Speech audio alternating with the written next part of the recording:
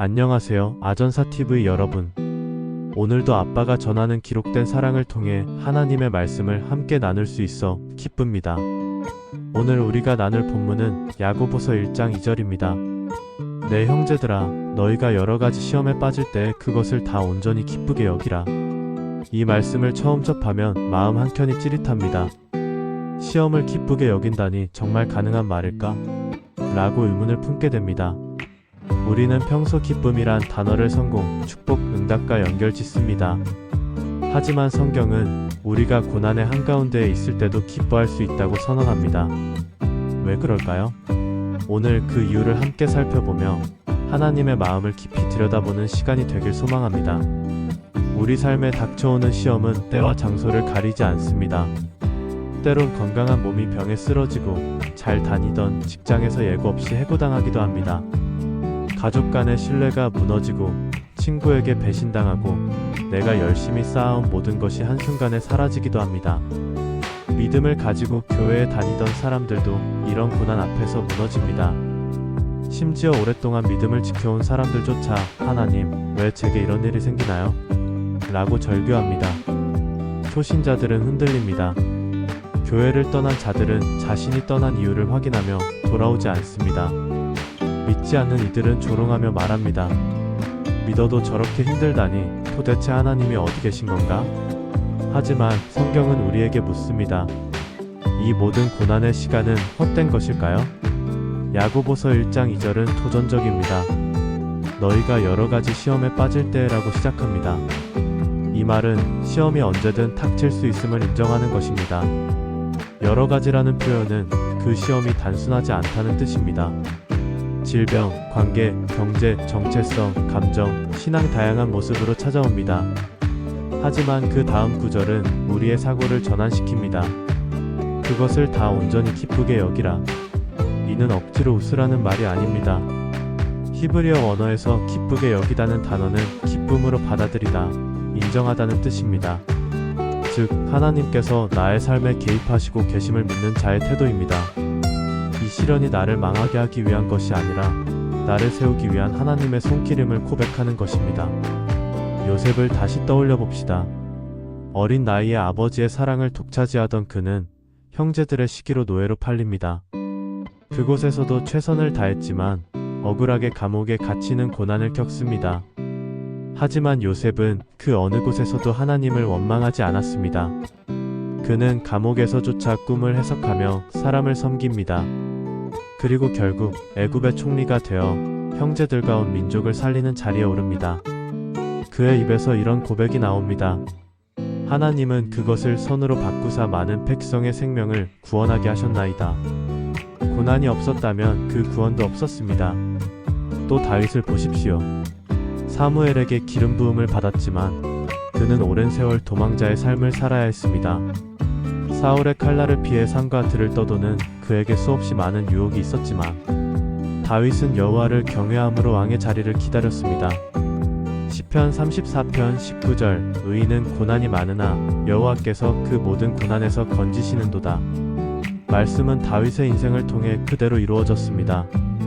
지금 우리에게도 동일한 하나님의 말씀이 주어지고 있습니다. 직장에서의 실패, 자녀의 반항, 가정 불화, 갑작스런 질병, 이 모든 고난 속에서 우리는 당황하고 두려워합니다. 하지만 하나님은 오늘도 말씀하십니다. 두려워하지 말라. 내가 너와 함께함이라. 우리의 고난은 하나님이 외면하신 증거가 아니라 하나님이 함께하신다는 증거입니다. 저는 한 청년을 알고 있습니다. 그는 몇 년 동안 준비한 시험에 연거푸 낙방했고 부모님께도 실망만 안겨드렸다고 자책하며 교회를 떠났습니다. 그런데 어느 날 우연히 교회에서 들려온 찬송가 한 소절이 그의 마음을 무너뜨렸습니다.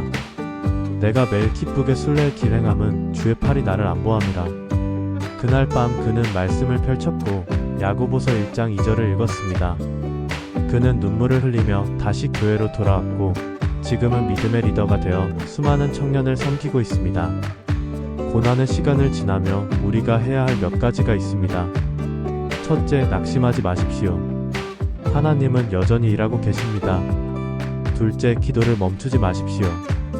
눈물의 기도는 하늘 보좌를 움직입니다. 셋째, 공동체와 연결되어 있으십시오. 함께 기도할 때 힘이 생깁니다. 넷째, 말씀을 붙드십시오. 하나님의 음성은 말씀을 통해 들려옵니다. 다섯째, 감사하십시오. 상황이 아니라 하나님의 신실하심에 감사를 드리십시오. 고난 중에 예배를 드리는 자는 하늘의 문을 여는 사람입니다. 그 예배는 하나님을 기쁘시게 합니다. 한 어머니가 있었습니다. 그녀의 아들은 심장병으로 태어났고 병원비에 허덕이며 하루하루를 버티고 있었습니다. 남편은 지쳐 떠났고 주변 사람들은 믿음이 약해서 그렇다며 손가락질했습니다. 그녀는 더 이상 기도하지 않았습니다. 그런데 병실에서 우연히 들은 성경 낭독 앱에서 들려온 말씀, 야고보서 1장 2절이었습니다. 내 형제들아, 너희가 여러 가지 시험에 빠질 때 그것을 다 온전히 기쁘게 여기라. 그녀는 무릎 꿇고 울기 시작했습니다. 그리고 이렇게 기도했습니다.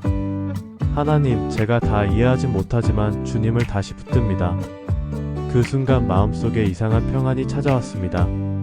그녀는 이후 다시 교회로 돌아갔고 교회 안에서 새로운 가족을 만나게 되었습니다. 그리고 지금은 병원에서 동일한 어려움을 겪는 어머니들을 위로하는 삶을 살고 있습니다. 사랑의 하나님 아버지, 우리가 알 수 없는 고난과 시련 속에서도 주님은 우리를 붙드시는 분이심을 믿습니다. 오늘 야고보서 1장 2절 말씀처럼 시험을 피하려 하지 않고 그 안에서 주님을 만나게 하소서. 우리의 마음이 약해질 때 주님의 손으로 붙들어 주소서. 떠났던 자가 돌아오게 하시고 무너졌던 믿음이 다시 일어서게 하소서.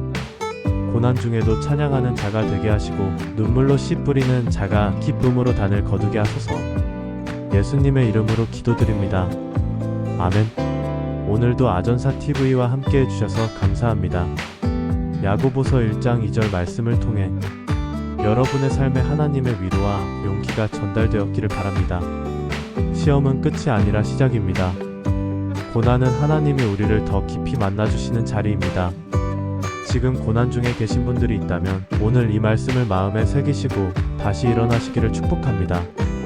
좋아요와 구독, 알림 설정 부탁드리며 다음 영상에서 또 만나 뵙겠습니다. 하나님의 평강이 여러분과 함께 하시길 바랍니다. 샬롬.